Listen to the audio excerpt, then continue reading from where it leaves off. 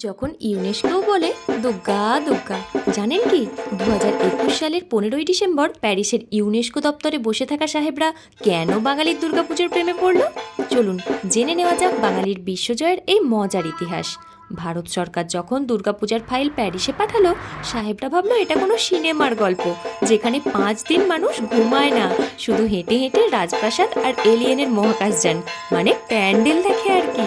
সাহেবরা বাধ্য হয়ে তকমা দিল বিশ্বের সেরা অধরা সাংস্কৃতিক ঐতিহ্য মানে ইনট্যাঞ্জিবল কালচারাল হেরিটেজ। কিন্তু ইউনেস্কো এই সিক্রেটগুলো জানতই না। কলকাতার দুর্গাপূজা হলো বিশ্বের সবচেয়ে বড় ওপেন এয়ার আর্ট গ্যালারি, যেটা আর কোথাও নেই। কোনো টিকিট ছাড়াই আপনি কোটি কোটি টাকার শিল্পকলা দেখে নিতে পারেন। জানেন কি, মা দুর্গার মূর্তি তৈরিতে নিষিদ্ধ পল্লী বা পতিতালয়ের মাটি দেওয়া বাধ্যতামূলক, কারণ মনে করা হয় সেখানে পা রাখার সময় মানুষ তার সমস্ত পুণ্য বাইরে ফেলে যায়, তাই সেই মাটি পরম পবিত্র। এই 5 দিনে কলকাতায় যত লাখ প্লেট ফুচকা আর বিরিয়ানি ধ্বংস হয়, তা দিয়ে একটা ছোটোখাটো দেশের 1 মাসের রেশন হয়ে যাবে। ইউনেস্কো রিপোর্টে লিখেছে এই উৎসবে কোনো জাতপাত ধনী দরিদ্রের ভেদ থাকে না, কিন্তু আসল সত্যিটা হলো এখানে জুতো চুরির ভয় ভুলে সবাই এক লাইনে দাঁড়িয়ে ফুচকা খায়।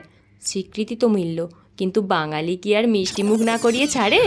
2022 সালে খোদ ইউনেস্কোর প্রতিনিধিদের কলকাতায় ডেকে এনে ঢাকের আওয়াজ, শাঁখের ধ্বনি আর রসগোল্লা খাইয়ে এমন রাজকীয় ধন্যবাদ দেওয়া হলো যে সাহেবরা আজও হয়তো পুজোর গন্ধ খুঁজছেন।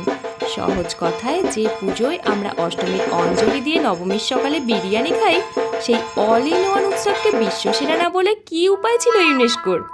ইউনেস্কোর মতো আপনাদেরও উপায় নেই কমেন্ট আর সাবস্ক্রাইব করা ছাড়া।